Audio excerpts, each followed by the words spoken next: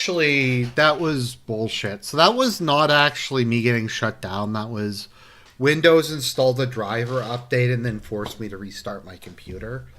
Is what that was, rather than it being a actual censorship thing, or even my internet cutting out. It just installed a driver and then forced it to shut down. And it's annoying because I do restart my computer pretty much every day, but for whatever reason, that's not enough. Um, that's not enough for some reason. Okay, so okay, we'll just go back over this again. The part that was cut off was just me talking about some other stuff. Okay, back to the initial point. So the Vienna Convention is brought up a lot due to Israel's attack on the Iranian embassy. And I just wanted to point out that Israel is not a signatory to the Vienna Convention. The Vienna Convention was an international treaty that kind of set the rules for rules, or the Treaty on Treaties. It did a whole bunch of different stuff. Most notably, it declared embassies and consulates and foreign affairs personnel to be sacrosanct. Now, little kind of interesting side note, we're going to take a little field trip. So the term sacrosanct, if I recall, is the tribune of the plebs. So the plebs had the secession of the plebs, where they demanded the right to elect their own magistrates. But I think this was during the Kingdom of Rome. I forget if this was Kingdom or okay, so this was early Republic, not Kingdom. So the plebs seceded and they left the city, and they basically said, "Look, we're not going to fight anymore. We're not going to pay taxes anymore. It's just going to be the nobility and no one else."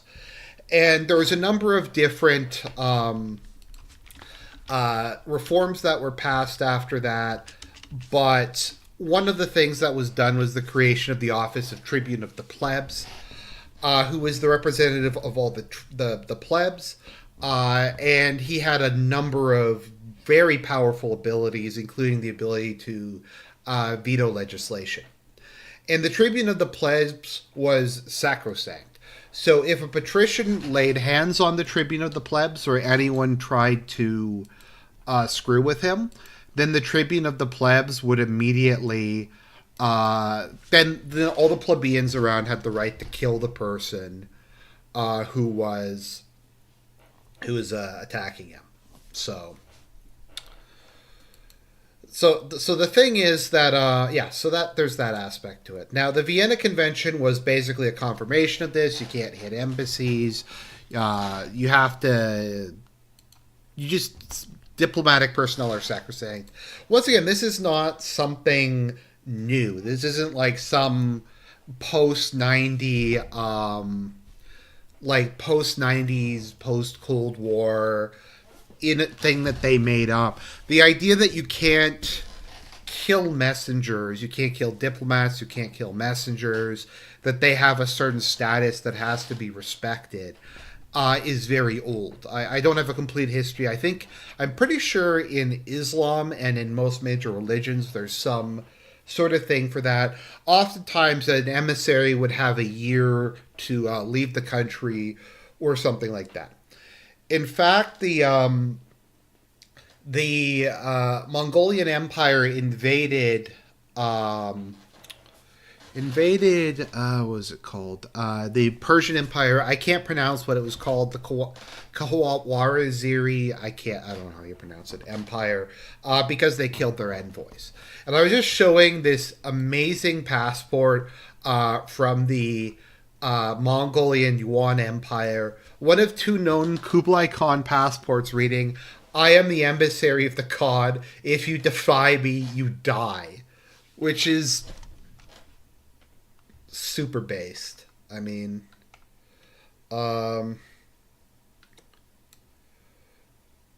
yeah. So I think like the passports would basically say, like, if you, I'm an emissary of the Khan. Yeah.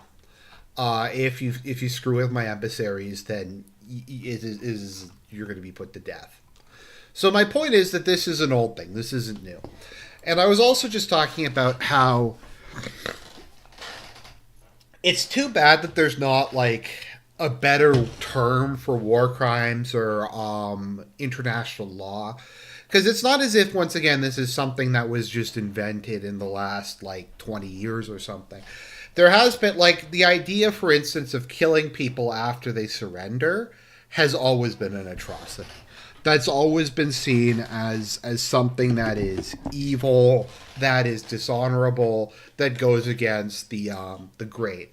Also, things like executing heads of states often are under that type of thing. Violating treaties in general.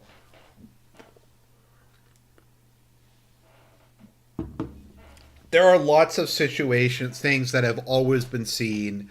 That's not to say they're always followed, but if you ever read about like a tyrant king, one of the things they will normally do to prove that he was a tyrant or to prove that he was illegitimate or that he was a bad man is they'll point to an example when he killed the emissaries. It's viewed as a no-no. Now, I don't necessarily mind international treaties. I don't necessarily mind international cooperation. My issue is just that the rules-based international order is bullshit. And that's kind of my issue, is it's not actually a rules-based order. It's just basically the U.S. and Israel can do whatever they want, and everyone else has to abide by it. I think this is reasonable. I think the Geneva Conventions, by and large, are very reasonable. I think most of what's in it is fair and minimizes some of the worst aspects of war without preventing a nation from actually waging war. Like, I'm in favor of stuff like that, but yeah, so for those of you who aren't aware, this happened a week or two ago. Israel decided to attack a embassy. They bombed the Iranian embassy in Damascus. Let me just see if I can find this. I thought I had an article.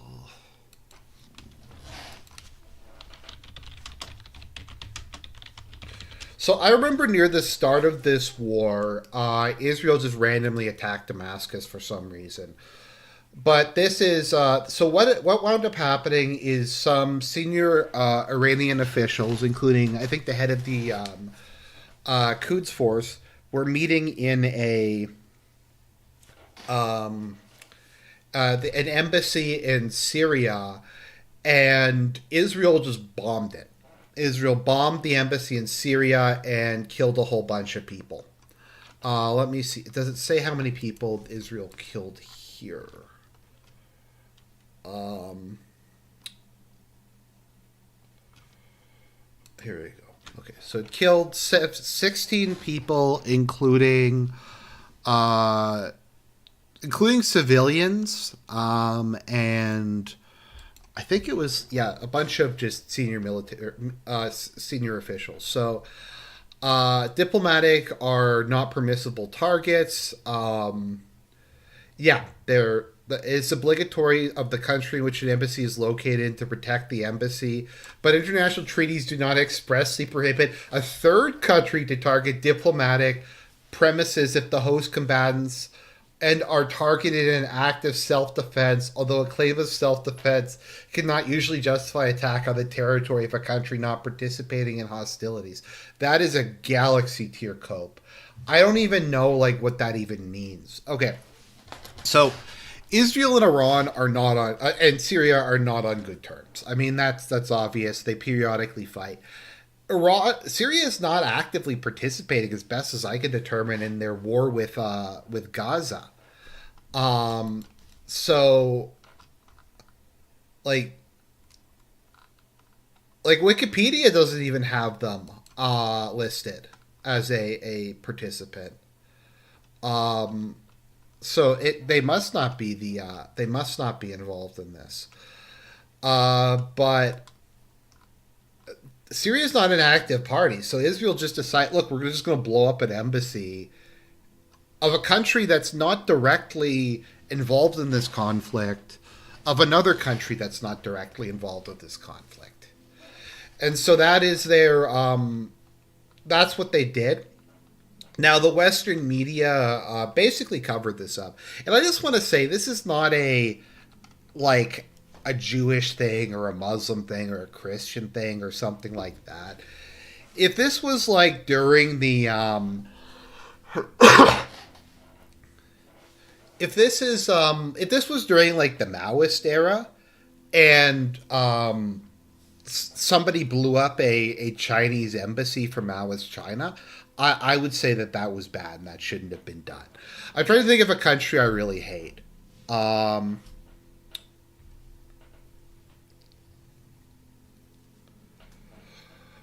trying to think of like a country that I despise. Like the Saudi embassy. I don't think you should. I think like the Saudi embassy. I think you can expel diplomatic personnel. I think you can close the embassy. But the idea of blowing it up, even if it's a country that I'm against. Yeah, so as Constantine points out, America hit the Chinese embassy during the Yugoslav wars. Now, America apologized for that, rebuilt the embassy, and paid compensation to the families. And even then, it's still people in China are pissed off about it. Now, I don't know that much about that situation. It very well could have been an accident. I mean, it's not an accident that they were bombing Yugoslavia, but they might have hit it as part of their bombing campaign. But the U.S. apologized for that. And that was regarded as something bad, and they didn't do that deliberately. Or they claim they didn't do that deliberately. In this case, there's no real question that Israel didn't do that and just decided to attack. So we have Biden came out. So Biden was meeting with the Prime Minister of Japan.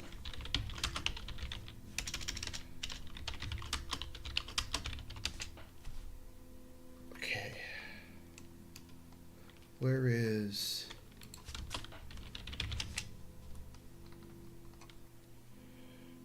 I'm trying to find it as. Here we go, NHK. Biden, look at this fucking goof. Like, look at him. He looks like some sort of like, I don't know, senile Italian dude, Italian mobster who's like had his multiple strokes because of liver psoriasis or whatever. So Biden pledges ironclad support for Israeli security over Iran threat. Okay, so Biden was asked about Iran. Okay, sorry, maybe I'm just kind of, let's just take a step back. So Israel blew it up, the embassy, and Iran has basically said that they're going to have to do something about it because, frankly, they kind of have to do something about it. Let's see here. Iran said reserves its legitimate and inherent right to respond decisively. Stated, and then Iran also said that the U.S. was responsible. Now the U.S. pretended that they didn't know. They said no involvement in or advanced knowledges of the strike by Israel. They didn't know, guys. They didn't know. They didn't like. Israel just does stuff like this, and the U.S. they aren't party to this. No one in the U.S. wants a war with Iran, and that's why they're doing that. So the U.S. didn't criticize it. They didn't condemn it. I think their cope to this day is Israel has not confirmed nor denied it. So it could have been anybody. Let me see if I can find this. Israel confirm nor deny embassy strike. Okay, here we go.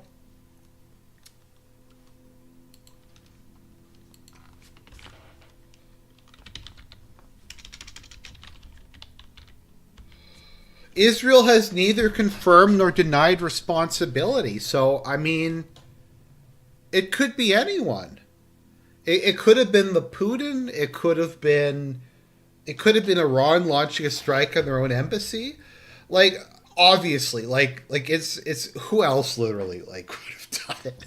Like, everybody knows Israel did it. So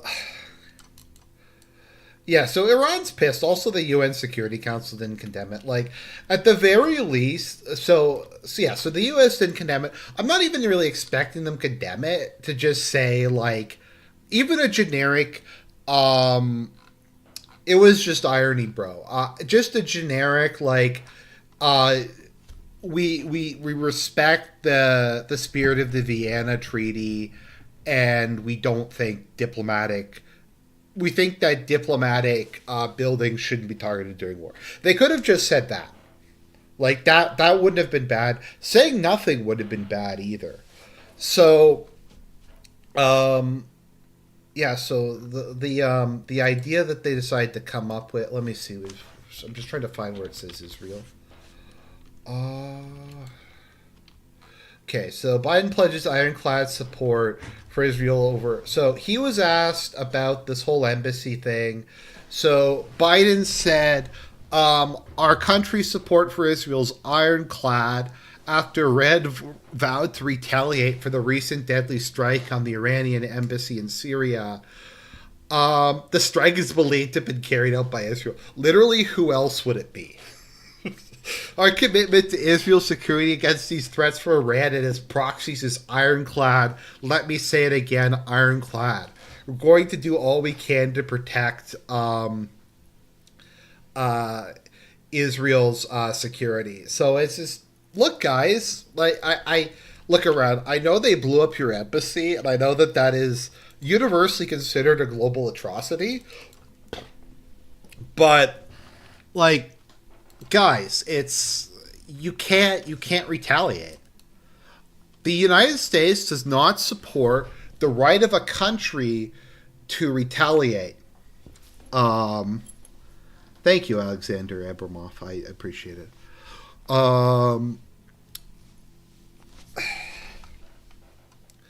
Yeah, so there's just we're gonna be committed. Like, Iran is insane, guys. Iran is insane for being pissed off that their embassy in a third country got attacked, and they're insane for wanting payback, or at least just the U.S. to admit that it was bad. Like, it's also, once again, and I was watching Alex Christoforou, and he made this point. Why would Biden say this? Like, why wouldn't Biden just... Okay, so let's see here. Where is it? Where is the question he was asked? I'm just trying to find it.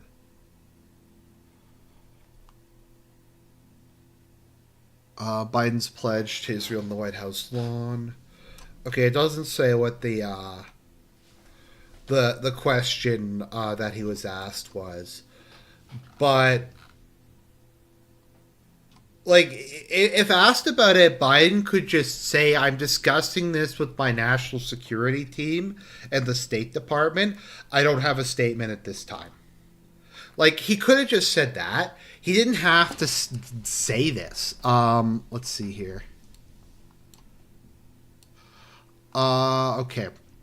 We want to address the Iranian threat to launch a significant... They're threatening to launch a significant attack in Israel. As I told Bibi, our commitment to Israel's security against these threats from Iran and its proxies is ironclad.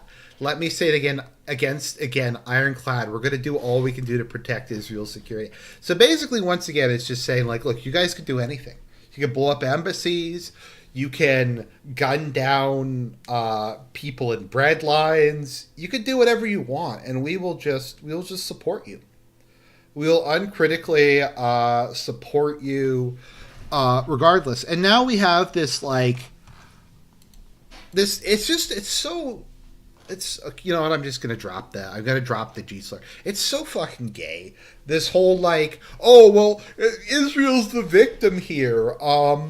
Iran is gonna like attack them, and it's poor Israel is gonna get attacked. All they did was blow up an embassy. All they did was violate like the most basic principle of international relations. Also, Syria is not even like part of it. Isn't even like directly involved in this war. So it's just it's so gay. Like it's this whole like international rules based order like where Israel could just do whatever they want and like it's once again if you want to take the perspective like power grows out of the barrel of a gun, if you want to take the perspective that like international law doesn't matter and it's every man for itself and we're just in a big knife fight, that's fine. But the whole rules-based international order, while you're saying like Iran is the aggressor in this situation, also I'm pretty sure the U.S. has accepted. One second, U.S. accepts Iran wasn't involved.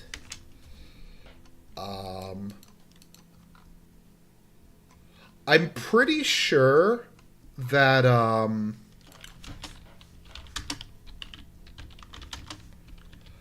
that the U.S. accepted that since October 7th. So I think Iran said that they had no knowledge of October 7th, and I think that the U.S. has said that they accept that they don't think Iran had prior knowledge of October 7th. If somebody has a source for that, please let me know. I'm pretty sure that the U.S. Has accepted that. But and once again, this isn't. Sorry, I have to keep repeating myself because I think it's easy sometimes to confuse my personal views on Israel and the conflict and everybody else for the broader point I'm trying to make.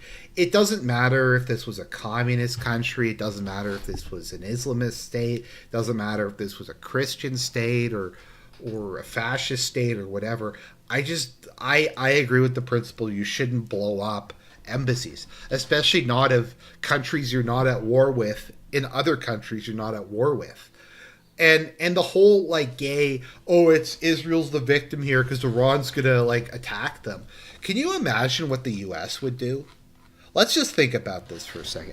Imagine if Iran blew up the U.S. embassy in Jordan. What do you think the U.S. would do? Do you think the U.S. would go, no, we can't retaliate. It's Iran's the victim here. Like, they wouldn't do that. It's just, if we're going to pretend that there's like some moral order to this and like we can act like adults, then let's just do that. Like, so I think the reason for this is Bibi is in a lot of trouble. So let me see if I can find that clip from Deep Space Nine. I don't know if it's directly relevant.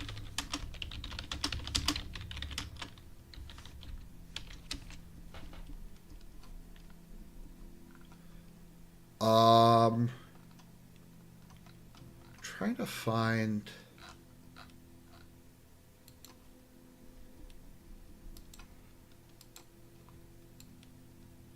Trying to find the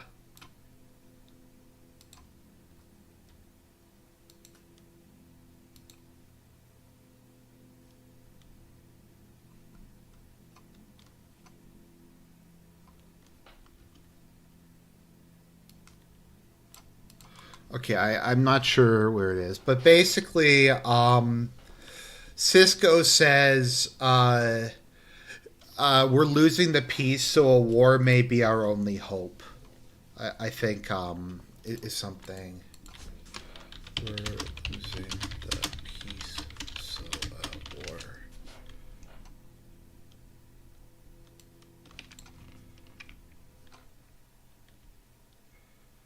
Okay. Oh, that was in Call to Arms. Okay.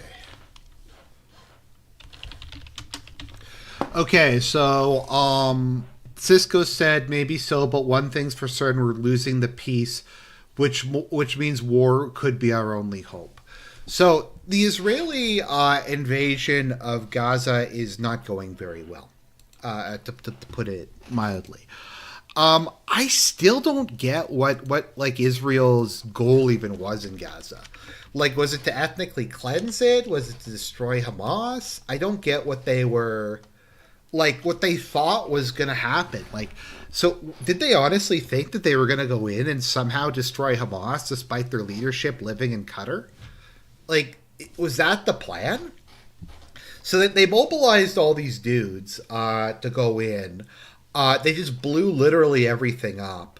Now they have withdrawn, I think, a majority of their soldiers, actually.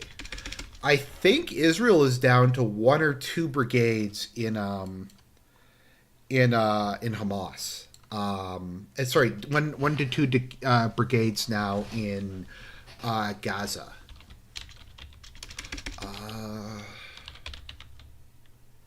Just trying to find it. The IDF, here we go, has pulled out 90% or more of its troops that were in the territory a few months ago. They claim that Israel has 1 brigade left in Gaza, consisting of a couple thousand troops, compared to like 100,000 or something like that. So I don't know what's going on. Fix your category. Okay, I'll fix my category. That's my bad.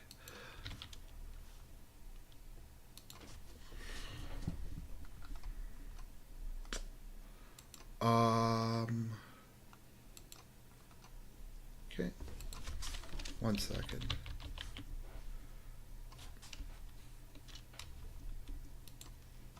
There we go.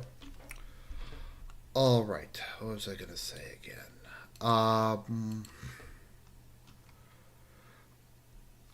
Anyways, where was I? Yes. Okay, so Israel has 1 brigade left in Gaza, consisting of a couple thousand troops. So I don't know what they're going to do. So Bebe is in trouble. He's in trouble for a lot of reasons. As I've said numerous times, if he ends the war, he's going to go to jail. Almost certainly, for any number of reasons. Now, there has been talk in the past about trying to bring in conscription over the ultra-Orthodox Jews. That is something that has been talked about, and it was dismissed, and it was shut down. So, yeah. So let's see here. And that got shut down. And this is kind of one of the ongoing, and this is a fucking beautiful picture. That is a thing of art right there. That just says everything you need to know.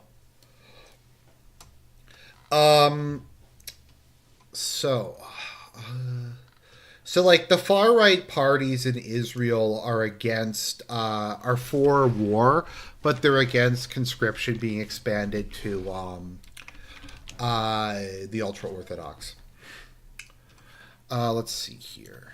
I'm just trying to find, because Israel got, so Bebe got threatened by his, I'm just trying to find it.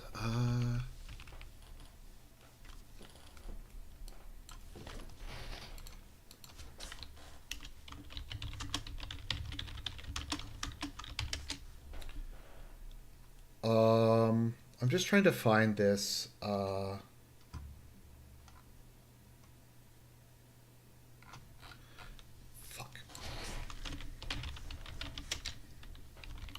Sorry.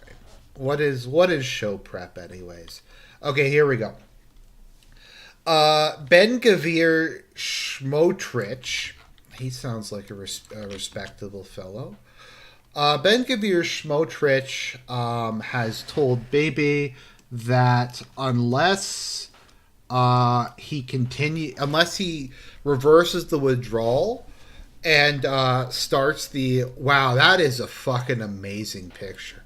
I'm gonna have to like cap that and make that the stream.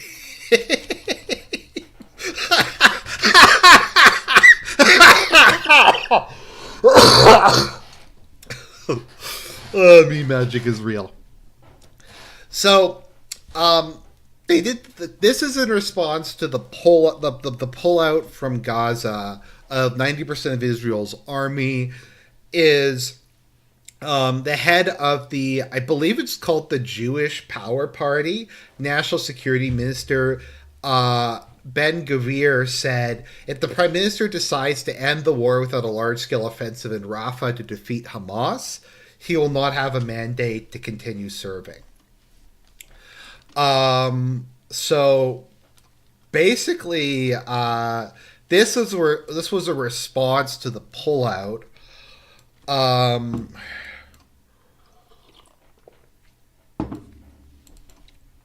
Determined to achieve total victory. So I don't know if what they're gonna, if the plan is to rebuild or get ready. Bibi has said that there will be a Rafah operation. Rafah is the last remaining settlement that Israel hasn't directly attacked. They bombed it and stuff like that. He said it's gonna happen. I don't know. So once again, we have no idea what the fuck's even going on at this point in time. Is Israel pulling out of Gaza? Is Israel just getting its troops ready for their big offensive against Rafah? All that stuff like that. And then we have this dude who said that Bibi's government is going to be brought down unless he agrees to continue the war. It's probably beyond that. Let me see what the other edgy shit that he said is, because I think where is he? Ben Gvir Schmortich.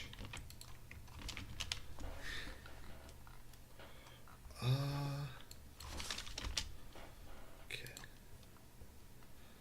Wow, look at that. Meme magic is real. So he is the head of the Jewish Power Party. What is Canonism? Founder of the Jewish Defense League, Jewish Supremacy, Greater Israel, Ultranationalism. Let's see, what kind of edgy stuff has he said?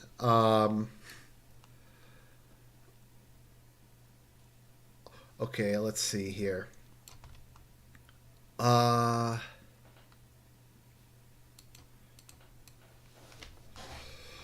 Hamas needs to be eliminated also means those who sing, those who support, and those who distribute candy, all of them are terrorists.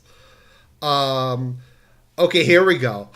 Ben Gvir said that the war with Hamas presented an opportunity to concentrate on encouraging of the migration of the residents of Gaza. We cannot withdraw from any territory we are in the Gaza Strip. Not only do I not rule out Jewish settlement there, I believe it's also an important thing.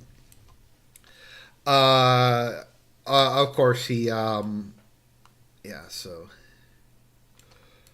he's, So that is the guy who is basically running Netanyahu's government at the moment. And he's the guy who says, "Baby, you're gonna get thrown out of power unless you do what I tell you to do." So this guy is gonna tell Baby what to do. Baby, I don't know. Once again, where they were going with that one. So, what does this all mean, and what am I kind of leading up to, and what am I kind of rambling on about? So, Baby is facing this war that's going nowhere. The world's pissed off at him. So what he can do, though, is he can attack Iran. He can get Iran to attack him back. Then he can cry like a bitch to the U.S. And then the U.S., which is the milk-fed gimp of Israel, will come in and they'll join the war, and then we'll have a war with Iran. Now that seems to me to be at least a possibility here. So just to try to restate that. So let's just take this back from the top. So the invasion of Gaza isn't really going anywhere. It's a massive catastrophe, humanitarian catastrophe. Netanyahu looked like he was maybe backing down or maybe not, but he's beholden to like the most extreme people in Israeli politics who want to ethnically cleanse the Gaza Strip uh, and that kind of thing. And they just said that Netanyahu's going to be removed from power unless he decides to launch another major attack, this time into southern Gaza. So Israel is also gradually facing more international pressure. Even the U.S. has started to kind of has decided to kind of start to sour on them a bit and just be like, you know, you guys could maybe stop shooting the aid workers. That might be an idea. So Netanyahu might go, okay, so this whole thing is a mess. What we can do though is we can attack Iran, then Iran will fire back, and then we can say that Iran shooting us back is another Holocaust. And then the U.S. will declare war on Iran because that's what they want. They've always wanted to do. And then we'll start World War III. And then the U.S. will get drawn into this conflict, and I'll get to be prime minister for another decade while this thing goes on. And yeah, I think that could be the plan. That could be the plan. Or Israel could just be high off their own supply, and they just decided to do this because they can. That is also a distinct possibility. Sorry, just a complete digression for a second. I gotta say, I thought all the stuff about Kate Middleton was really disgusting. Just some of the stuff that they, let me see if I can find that tweet. Like all the people who said she was like leaving William or he was abusing her or all that kind of stuff, and the poor woman just had cancer. I don't know. I can't remember Kate ever doing anything like objectionable. She seems like a nice woman. She seems like a good mother. Um, it's just really bad. Let me see here. I'm just sorry. I'm just trying to find the article that the guy. Let's see.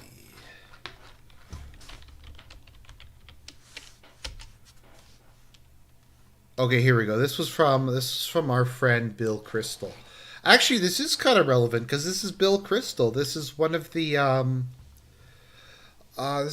things that we have. So this is Bill Crystal. He is one of the head of the neocons.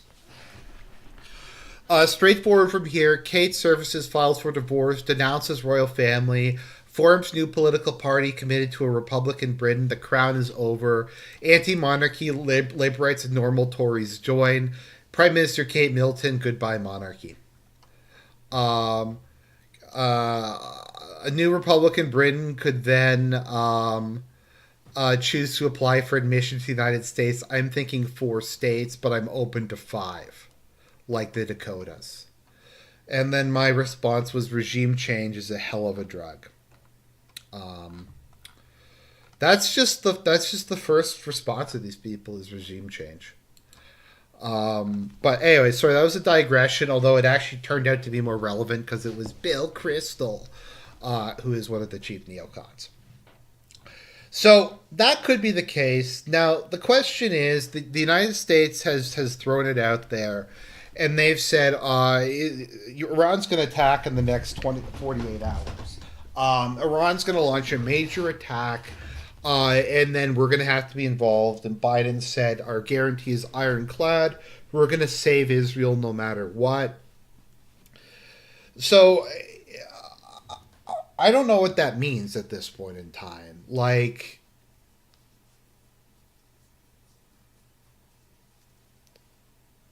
what's 110? Why are you saying 110?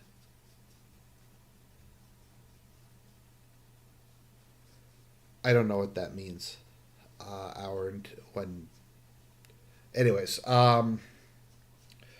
so yeah, they decided to. Hey, girl. Sorry, Rain just came over and sat on my lap, so I'm just scratching her ears, and she's distracting me. You're distracting me, aren't you, girl? That's what you do. Um. So that might be the current plan, is to get bring America in to start a war with Iran, and then Netanyahu can keep being prime minister. Because honestly, I don't really know, like, what is Israel's end game? Like, how do they think this is going to end? They're not going to destroy Hamas. They've basically just made everybody on earth hate them. I feel like, so my hope is that the Holocaust narrative will have lost all power after this, that they went so, like, balls to the wall and so crazy and so just over the top with this whole thing, that it'll mean that okay, there you go, girl, you can go. I just wanted to pet you. um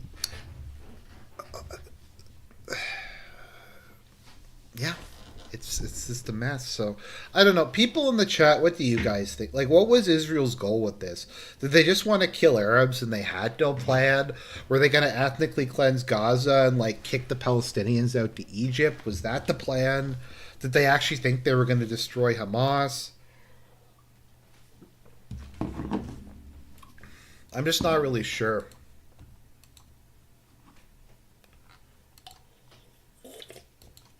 So, oh, let's see here.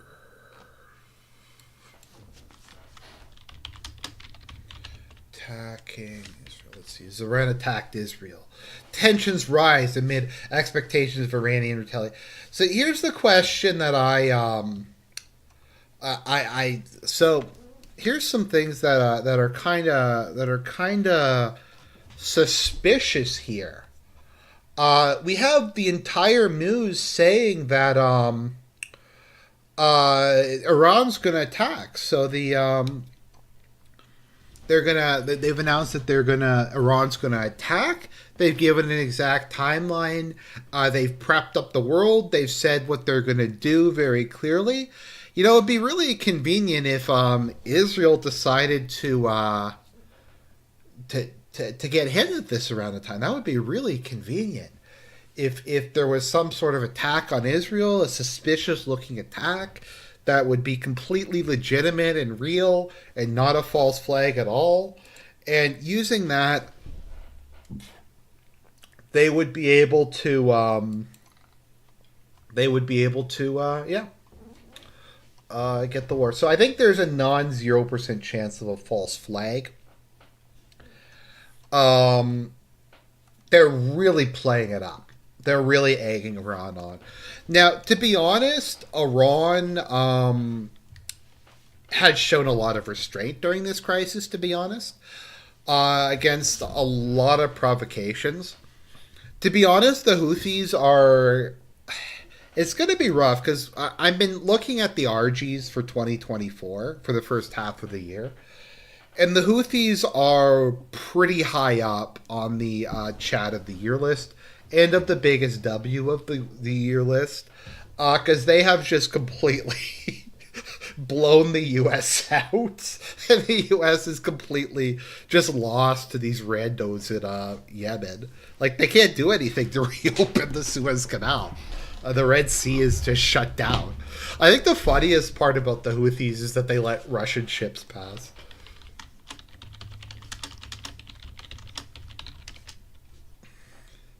Yeah, that the Yemeni-based Houthis have said that China and Russia can sail through without being attacked.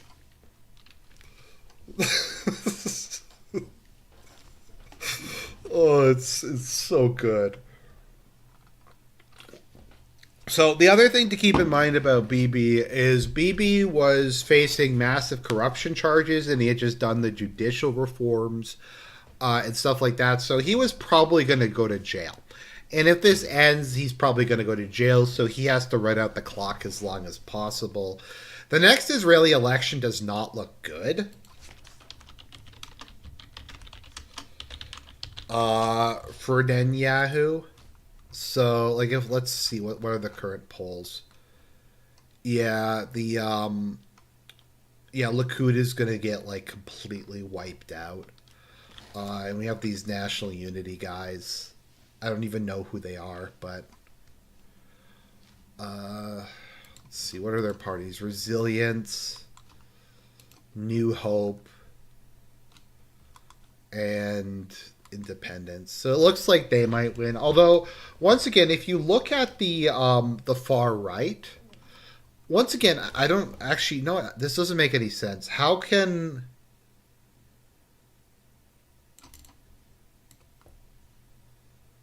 or is that the number of seats and not vote percentage? I guess that's vote percent. That's number of seats. Um, so that's about all I had to say. Is Israel did that? They're now complaining that they're the victim, and that the U.S. is, and that the evil Iranians are going to strike back at them. Now, I'm going to be honest. I think what Iran should do is just not hit Israel and just say, look, these guys are out of control. We're going to take the high road here. We're just not going to strike back. But let it be known to the world that the Israelis are snakes and they bomb embassies. I think if Iran did that, that would be a massive, massive W for them. Now, I might do a separate video on this, but we're just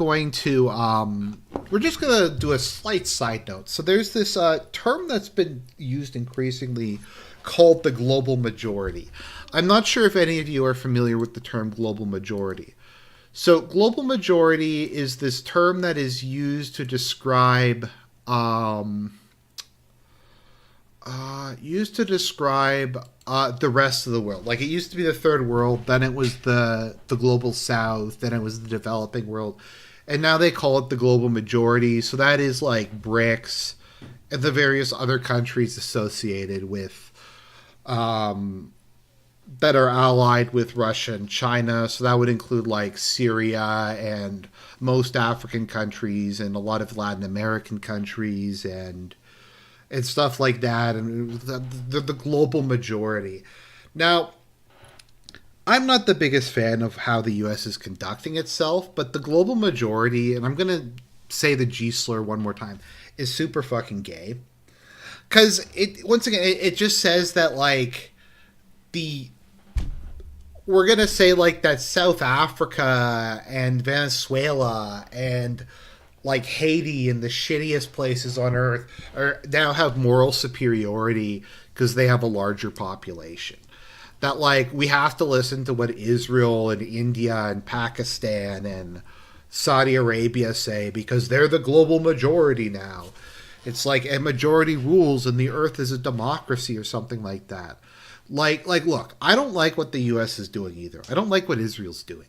But like this thing that some people have where they're going, oh well, the global majority is awesome. Like, the country that's suing Israel in the International Court of Justice is South Africa. Now, I fucking hate South Africa, and I don't want to support it just because it's South Africa. It's one of the worst countries on earth.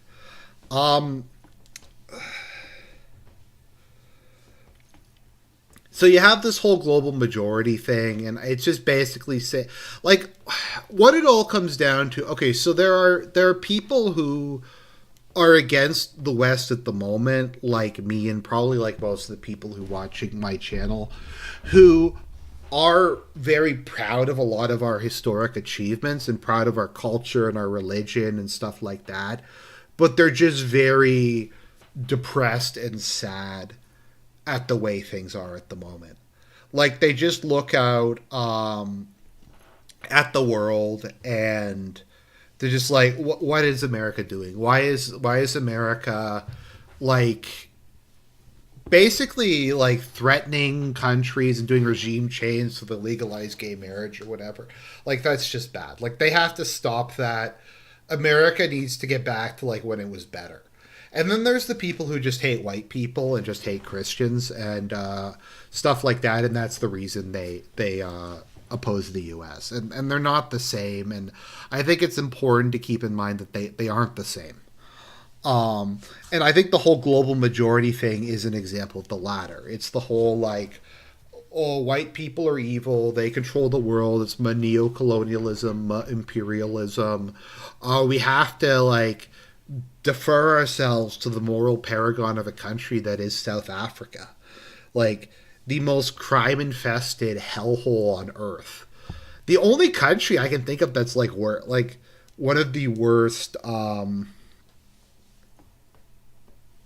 places on earth, like Haiti's worse, I guess. Haiti's worth and maybe Venezuela.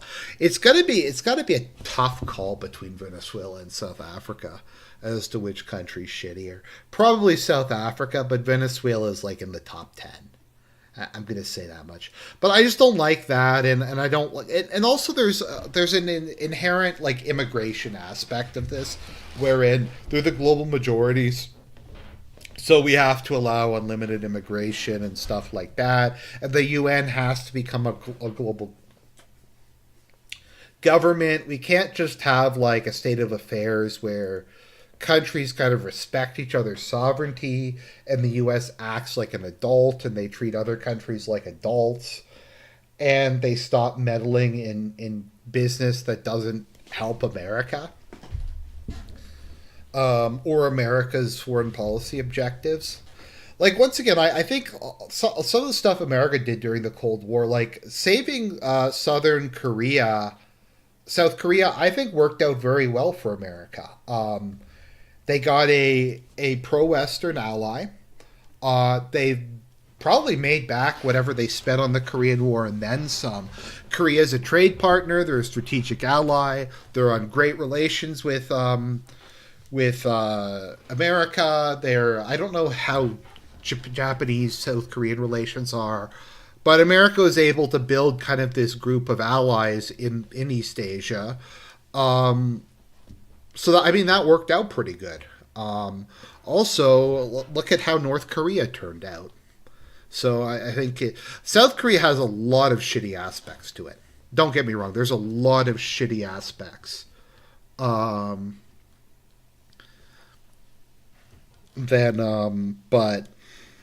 I don't know. Once again, and I'll end with this, and this is, I think, the nicest thing that Sir Kerp, I think, ever said to me.